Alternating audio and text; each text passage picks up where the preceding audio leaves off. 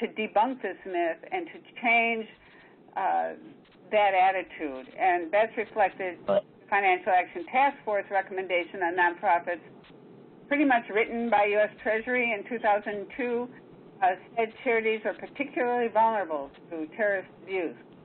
And the lack of evidence to support that over time and advocacy by civil society globally led FATF to revise the standard in 2016 and take out that language and call for a risk-based approach that is proportionate and does not unduly disrupt the activities of nonprofit organizations. But that's right, and that was the governments and the banks have not caught up to that view, and the many regulations and regulators still reflect the old view that charities are high risk. And that was FATF Recommendation 8 that did a great deal of damage for about 4 years. And as you said, some governments and some banks still hold on to that because in some instances they like the ability to unduly sort of stifle the activities of nonprofits under the guise of removing the threat of terrorist financing. Kay, we're going to take just a very, very quick break.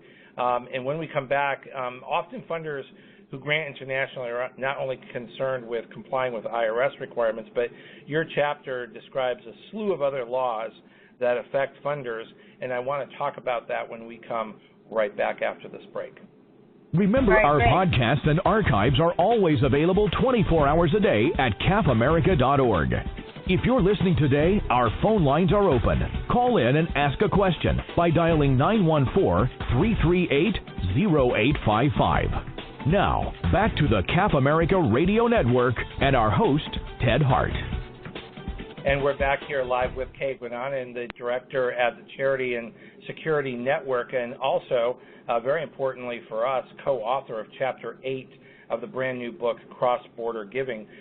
Kay, can you explain why international funders need to be aware of U.S. financial transaction laws? Certainly. As I said a little earlier, these laws are applicable to all U.S. Entities and persons subject to U.S. jurisdiction, not just charities. They're general laws meant to stop terrorist financing and money laundering and have been enforced in a somewhat don't ask, don't tell way under the Obama administration. So because the laws are very strict, there's no requirement that anyone intend to support terrorism through a transaction with a prohibited entity or by providing some kind of material support, only that you know that that entity is on one of the U.S. terrorist lists. So because that threshold is very strict, the government has taken a very flexible approach to enforcement, telling us they are not targeting legitimate organizations, they are not targeting humanitarian work, but the potential for enforcement is always there if something goes wrong. So the goal is to have due diligence measures in place that are reasonable and proportionate to prevent things from going wrong.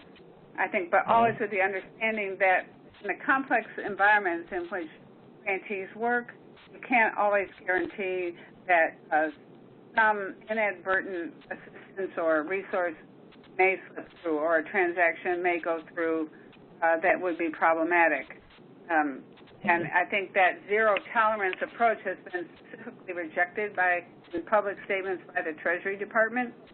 And so I want to give that context before talking about what's prohibited to help understand what flexibility organizations should have in mind when they're dealing with how this applies to their operations.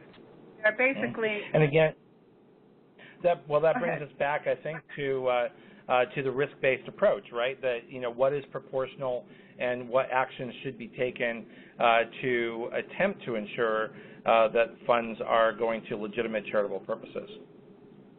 That's right, and we are working very hard to get the risk-based approach reflected in U.S. law, not just in enforcement policy, but in the letter of the law itself. That is one of our primary goals, and that applies to the criminal prohibition on material support of terrorism.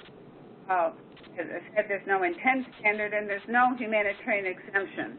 The only thing that is exempt is medicine and religious materials. So, and this applies to organizations on the Department of State's Foreign Terrorist Organization list. Violations are criminal offenses, can be 20 years or more in jail plus fines. So the penalties are very, very stiff. And it includes not just tangible or financial assistance, but also each in the form of training, technical advice and assistance, personnel or services. So after the Supreme Court decision in 2010 in the Humanitarian Law Project case, this prohibition has been applied to some peace-building activities. It may involve direct transactions, technical advice or training or support listed entity trying to work with them in a peace process. And that's had the effect of inhibiting that work substantially.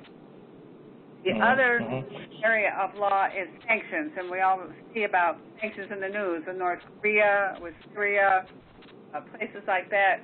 But sanctions are imposed through executive order when the president determines there's a threat to national security. There are many executive orders that apply not just to countries, but to non-state armed groups, to companies, and to individuals.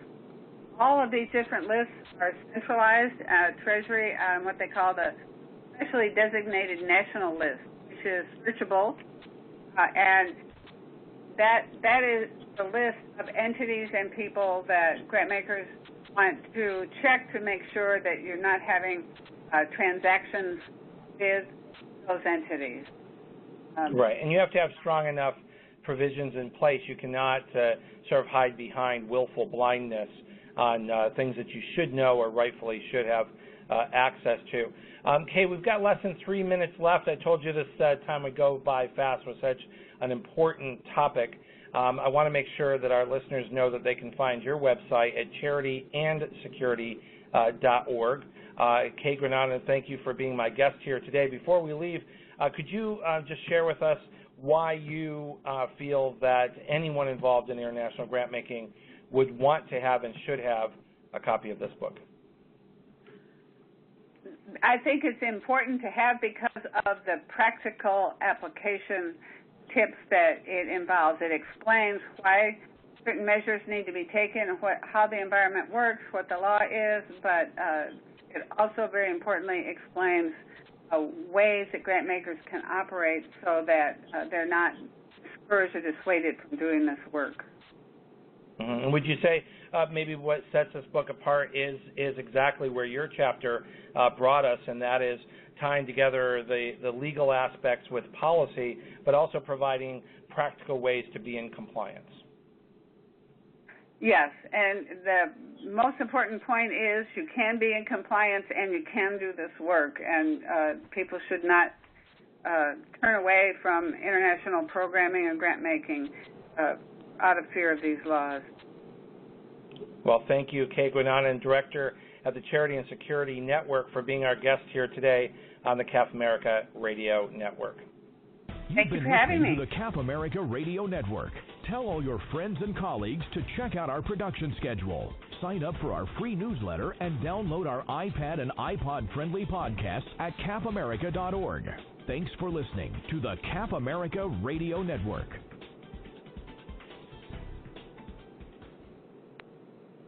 There's a time and a place for black and white, like when you're learning to play piano, or when you want a big two-toned cookie, or when shopping for a pet zebra. But if you want to attract customers, there's no room for black and white. So go to Staples. Staples specializes in bold, hard-to-miss color printing. And now at Staples, get 20% back in rewards on color printing, from banners to brochures and copies to presentations. Print more color, save more money at Staples. In-store only. Ends 11/10/18. Restrictions apply. See store associate or staples.com/20back for details. Right now, join T-Mobile and get an unlimited family plan with Netflix included, so you can watch in more places than ever before on your phone, tablet, or TV. Plus, buy one Samsung Galaxy S9 and get one free with 24 monthly bill credits, so you and your family can binge your Netflix favorites on your new phones. Call 1-800-T-Mobile or visit a store today. Unlimited data on their network. Video streams at 480p. Small fraction of customers using over 50 gigs per month may have reduced speeds. If you cancel, balance is due. Well-qualified customers, full price, $720 plus tax. Finance agreements required. Netflix for 2 screens. Terms apply.